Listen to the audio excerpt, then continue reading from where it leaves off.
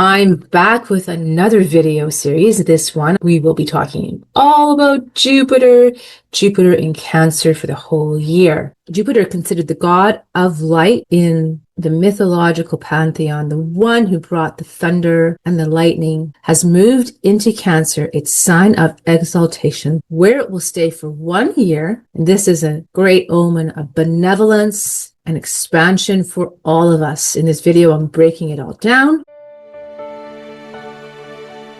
Welcome, beloved souls. Welcome back if you've been here before. My name is Vivia. This is my channel, Your Soul as Well, where I use astrology and other divination tools to help us sort out this mess we're in on Earth, this beautiful, wild ride we are on. So if you like that sort of thing, you are in the right place. And thanks for being here with me. Before moving on, I just want to offer an apology to all of my subscribers. I know I've been away for a while. I really am very sorry. I didn't mean to be gone for so long. There were things in my personal life, quite a few, that were really out of my control, and I just needed to take some time off to get things in order as well. I was away from home for a while. It made it really difficult to record. It was not ideal. And so then I just took the time off that I needed, and now I'm back, and I have been back for a while, but I have been preparing this series for you. And now here I am, recording it and releasing it. I'm really happy to be back here with you all. I'm really happy to be recording about Jupiter. Jupiter is such a fantastic planet, one of my faves, and let's just get to it. So let's just do a quick and a brief rundown of what the archetype of Jupiter stands for. And it's about expansion and benevolence, considered the god of light in the mythological pantheon. It is about good tidings and goodwill. It's considered the greater benefic out of the two. The other one is Venus, the lesser benefic, meaning that it's considered a positive planet, a planet that brings wealth and abundance with it. It is a planet, an archetype that is known for joy and optimism and generosity. Jupiter is also about law, especially higher law and merit and truth and honesty. It also has domain over our faith, our belief system, religions, philosophy, our higher mind, long distance travel to foreign shores, foreigners, any type of higher education, all falls under this umbrella of Jupiter. Jupiter is really about wisdom, and it's about obtaining transcendence through our higher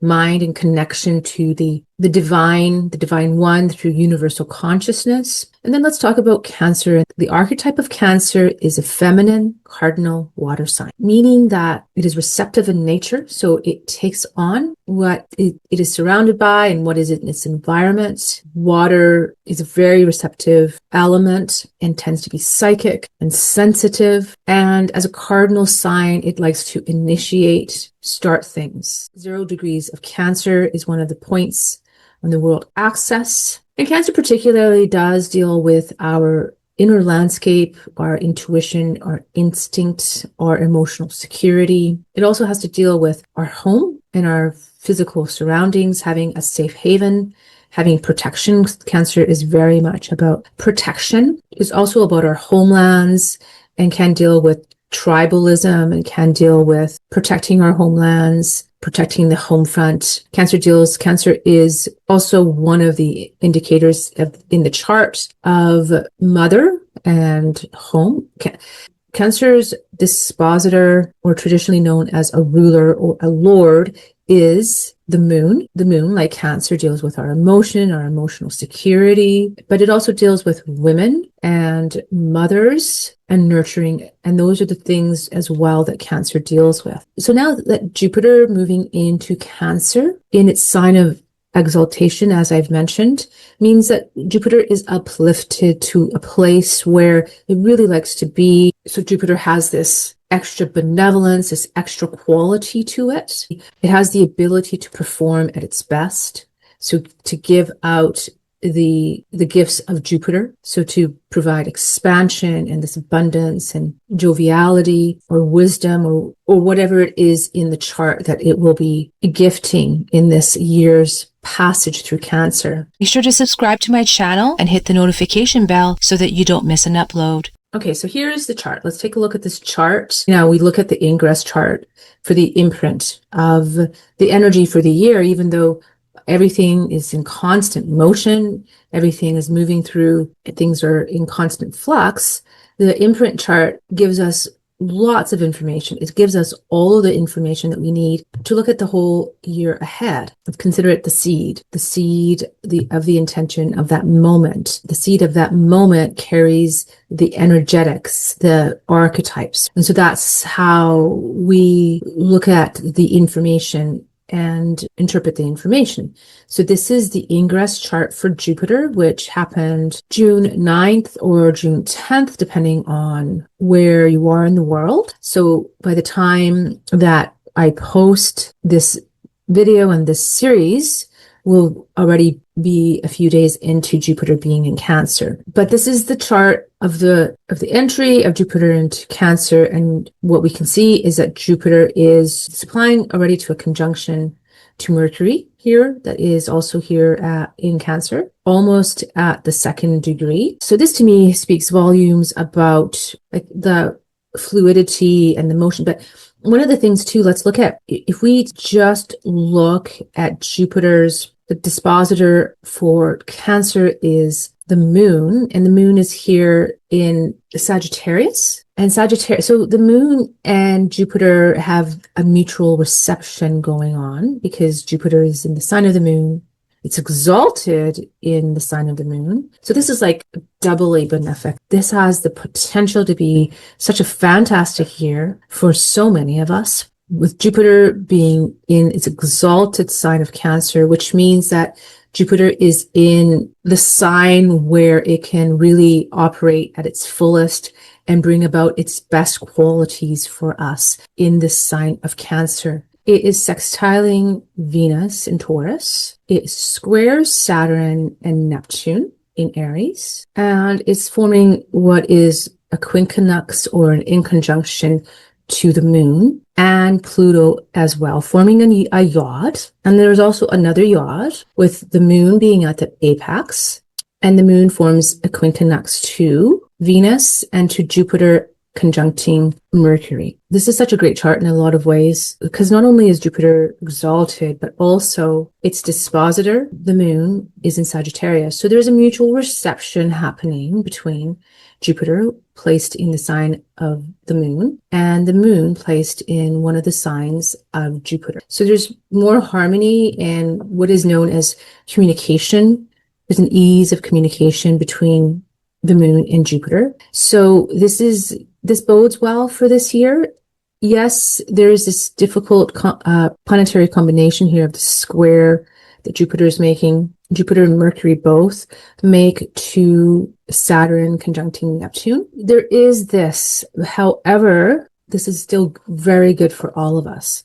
Now, with the yods are considered fated. They're called, you might hear other astrologers call them finger of God configuration. Yods are formed when there is at least one planet at the apex. This apex right here is Jupiter, but Jupiter at least one. Right now we have two because it's conjuncting Mercury. And the one planet is forming in conjunction or a quincunx to two other planets. In this case, Pluto is one and the moon is the other. Now this aspect between Pluto and the moon is a sextile. So there's a sextile here between these two planets, and these two planets are both in turn forming this quincunx here to Jupiter and to Mercury at this time. So quincunxes and conjuncts, they're considered uncomfortable. They bring up things that are beneath the surface, and they force us in somewhat of not an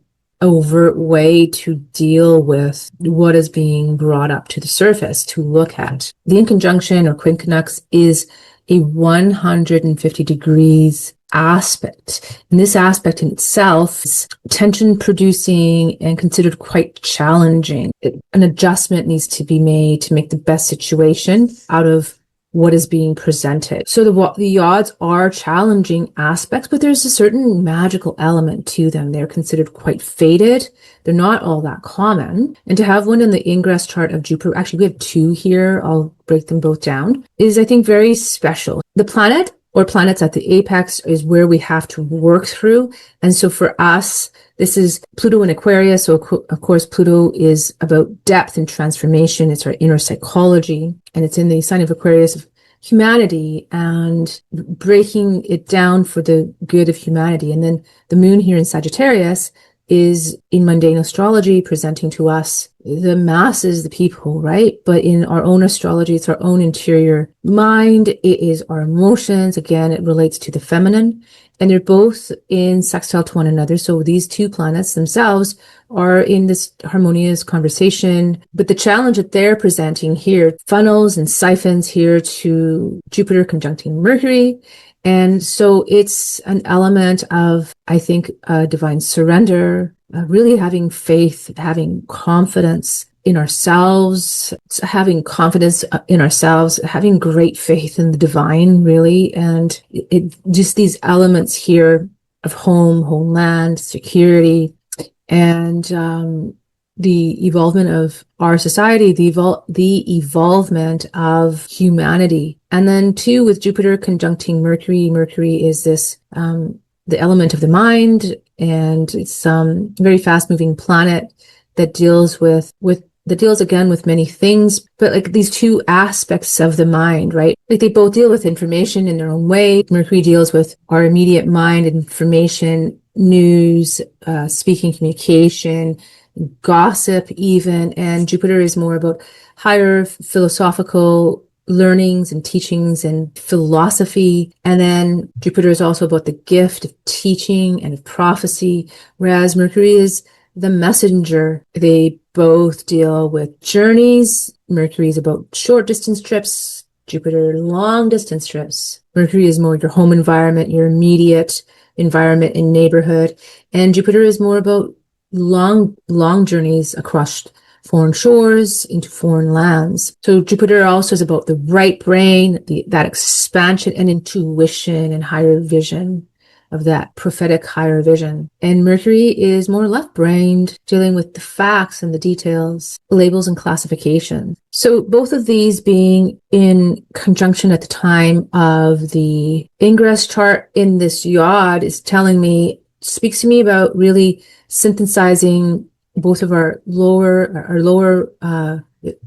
if you will, more rational mind and our higher abstract mind of higher vision and higher prophecy and philosophy, and really being able to bring these concepts down into our physical form, right? Our physical bodies, and bringing them down and to be able to use them on a real day-to-day basis, which Mercury very much represents the daily, right? And then the other Yod is the moon with Venus and again, Jupiter and Mercury. And this one is with the moon being at the apex. Now, on a mundane level, this speaks to the masses, and with Venus sextiling Jupiter and Mercury, it's about our values, our shared values. And I can see that these values evolving. It's about also our wealth. It's about the feminine as well. The feminine archetype is really large here in this chart, in this Yod. The harmonious aspect here is between Jupiter and Mercury and Venus in a sextile. So there's lots of flow and communication here between these planets. And so just, talking again about those values that that Jupiter and Mercury represent, and this feminine relational Venusian planet. And then the apex of it is here to the moon. So having to, again, synthesize this information, being able to really embody it in both our rational and higher minds, like this.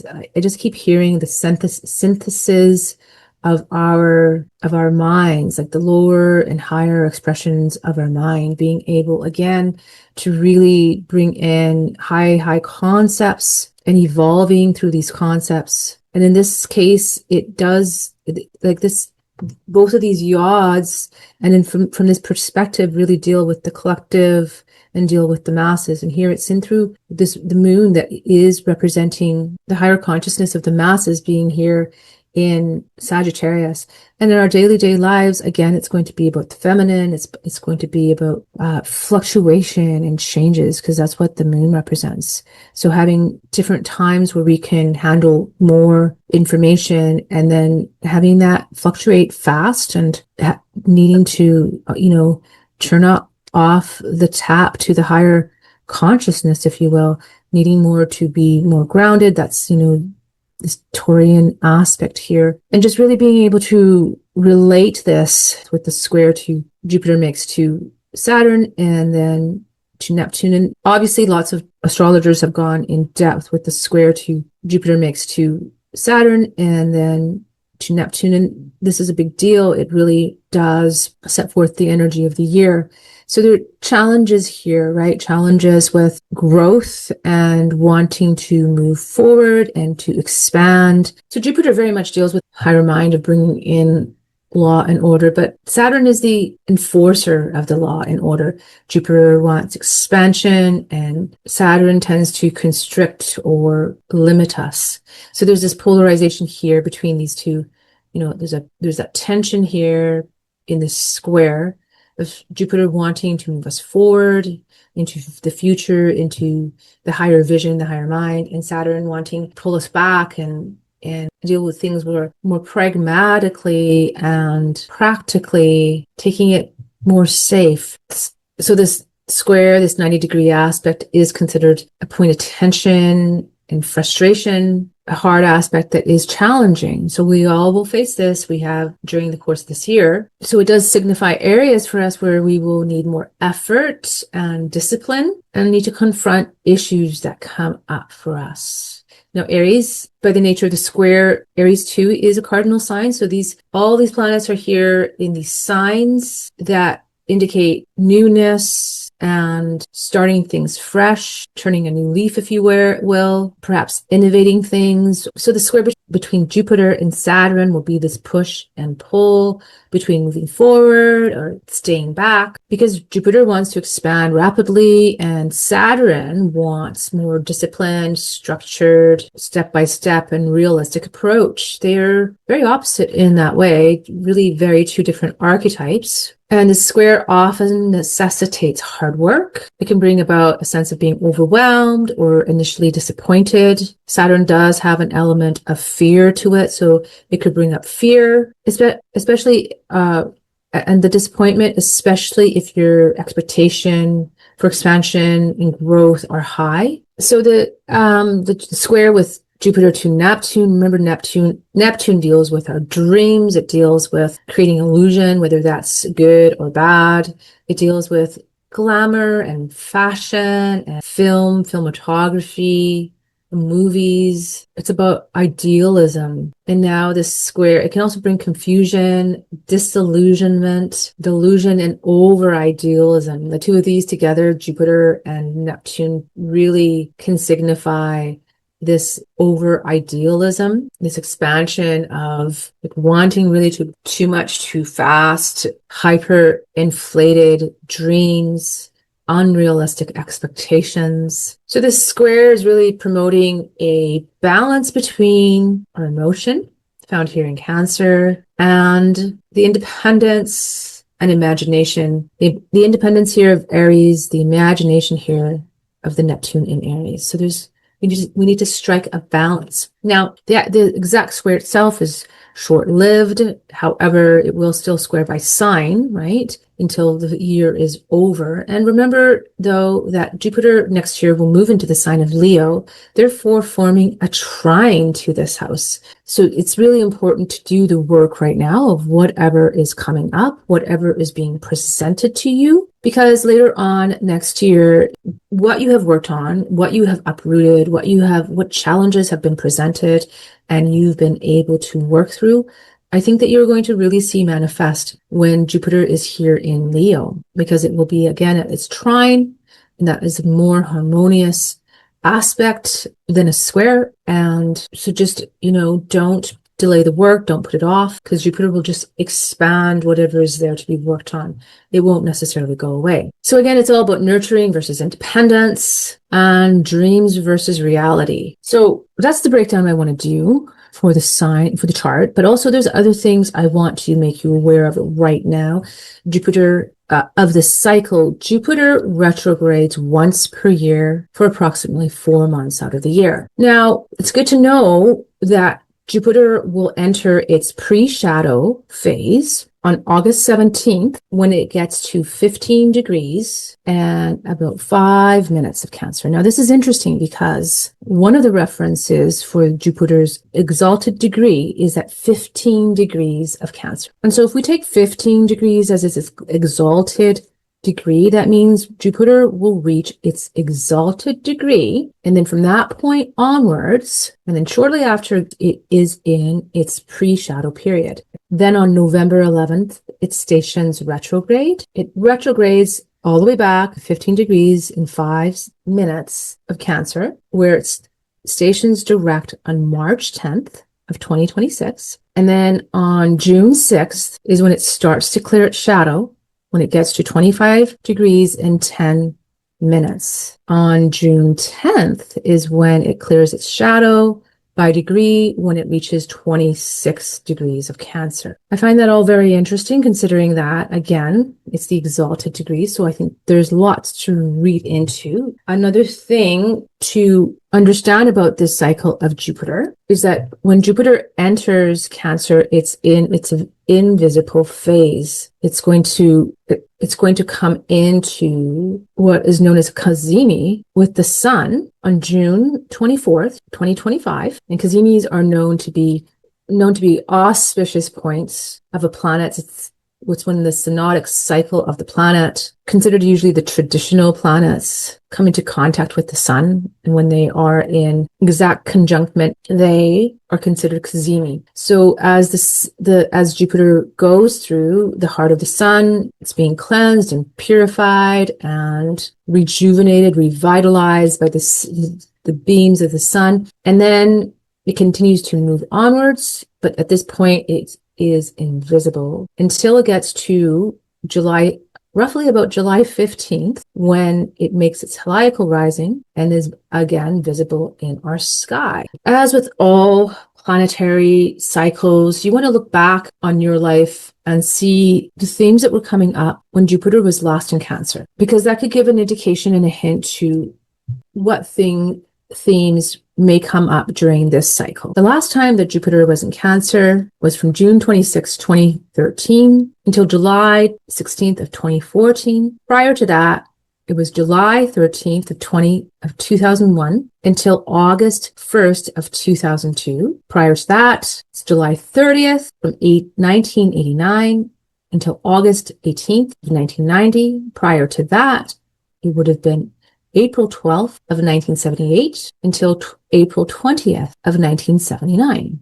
You'll notice a pattern of 12 years in between each of these periods because Jupiter cycle is just under 12 years, meaning that it orbits around the Sun in 12 of our Earth years, and it spends 1 year per sign of the zodiac. So every 12 years, it returns to the same place. And 12 years from now, it will be back in the sign of Cancer. Another thing you're going to want to watch for is if you're having your Jupiter return. So if you were born in any of those time periods, or even 12 years before the last one stated, or again, 12 years before that, then if you have your Jupiter in Cancer, then you will be having your Jupiter return. And this is also considered quite benevolent and auspicious, a time of great fortune for you, where you can really expand and take on more learning or wisdom, or perhaps fortune. It could be financial.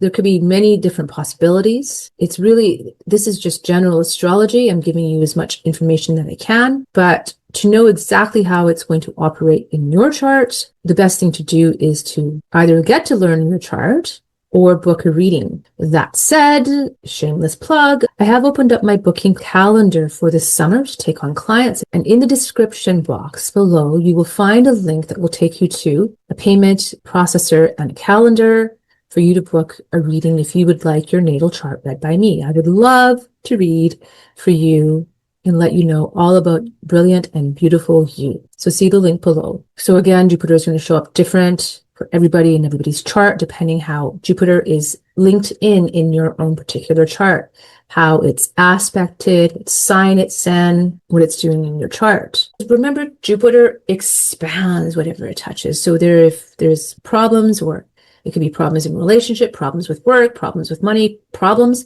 So Jupiter coming into contact with a planet, and it doesn't have to just be sun, moon, or rising. You could have your descendant, your midheaven, your IC at different points here too.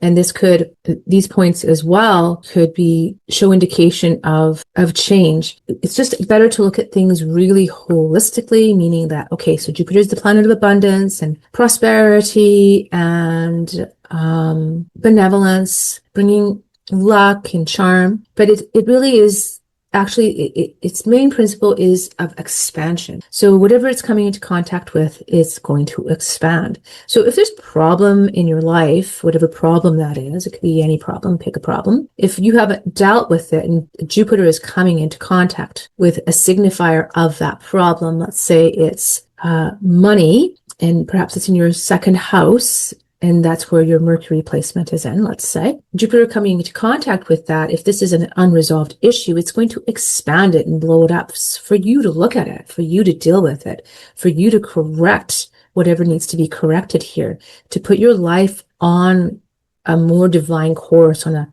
higher timeline, giving you better options. And so in the moment of Jupiter expanding whatever problem there is, may not feel great, it may not feel abundant, it may not feel benevolent, but I assure you, if you root that problem out, just like rooting out weeds in a garden, and if you address that problem and you fix that problem, you course correct, you put yourself on a different timeline that opens you up to different possibilities and synchronicities, perhaps divine intervention. And in the whole scheme of things, towards when you've solved that problem, you can look back and see what a gift it was, how benevolent it was. Because in the end, Jupiter wants your best life, wants abundance for you, wants prosperity for you, wants you to have divine faith and wisdom. So in the end, it might feel difficult in the moment. It might not seem as if it's very benevolent at all, but in the end, it will all work out if you do the work that is presented to you. So again, how Jupiter is going to operate in your chart depends upon your chart. Jupiter's dignity, is it in its exaltation? Is it in domicile? Is it in its fall or in its detriment? How it's aspected to other planets, where it is in your chart, which house. These things play a great role in how easily Jupiter in your chart can manifest its gifts for you. So astrology is just not cut and dried. It's not so simple. It's not the pop astrology that many people are familiar with. There is actually a lot of depth and layers to it. And all these things play a role in Jupiter's manifestation in your life. And as always, astrology is not just about a bunch of signs and symbols and even how they're aspected or how they're showing up in your chart. Astrology relies a great deal on your own approach to life. Your level of consciousness plays a great role. The charts that we see before us, whether they're our natal charts or the chart of the moment, are all possibilities and hold potentiality, but they also need to be acted upon. The planets themselves aren't causing anything. They're just showing us where the opportunities and challenges lie. It's up to us to capitalize on those moments and make do on them, and also understand what's happening in our lives to perhaps avoid potential hardship in our own lives where we can, or at least to mitigate it as well as best as possible. And that potentiality of the chart also relies greatly on your own soul evolution, what it is that you are here to do, and whether or not you will fulfill that mission is really entirely up to you. So there's all of these other factors, but as far as general readings online go, I'm just reading the general indicators and giving you the themes and the energy of the year. Although I think that this is potentially a great year for really all of us, there are certain signs that will benefit the most, I think, through this. Again, depending upon your own placement of Jupiter that I've just briefed you on. So first of all, obviously, Cancer's sun, moon, or rising are going to have potentially spectacular years. So yes, so definitely Cancer and Cancer placements are going to benefit from this. Top of the list. Also the water placements, because they're being trined, is trining both Scorpio and Pisces, the other water signs. And that is also a double charm for Pisces because the North Node is in Pisces, ruled by Jupiter, with the moon in Sagittarius. So that's really just quite beautiful, I think. And then as well, Virgo risings are going to have a great year as well, I think. This is such a great year for Virgo risings as well because Jupiter is placed in the 11th house here in the Virgo rising chart. And the 11th house is known as the joy of Jupiter. It's where Jupiter has really full expression. So it has its full expression being exalted in Cancer here in the 11th house. It's a really great placement for Jupiter. So I think for the Virgo rising people, again, a really good year. And also too, the earth signs of Taurus and Virgo are being sextiled here by Jupiter. And so I think that they're going to have a bit more ease with this as well. And it's not to say that the other signs aren't going to have a good year. Again, that's not at all. I'm just pointing out these things.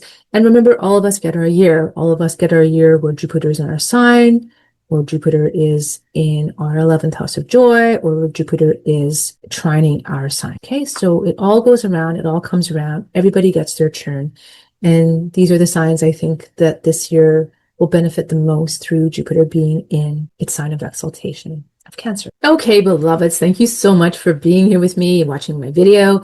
So I have done the whole playlist for all the signs. So make sure to watch it here. If it's not here on the day that I publish this, come back, check back, because it will be. Remember to follow the link below to book a session. And also I have a link below for you to join my email list to get lots of free stuff. I have a whole sheet here. I called it the Everything Jupiter Cheat Sheet. And you're going to want it. It's telling you everything about Jupiter that you want to know that'll help guide you through this Jupiter in Cancer transit for future references for Jupiter as well. If you join my email list, you'll get it for free. So I hope to see you there. So thanks very much, beloveds, and I will see you on the next video.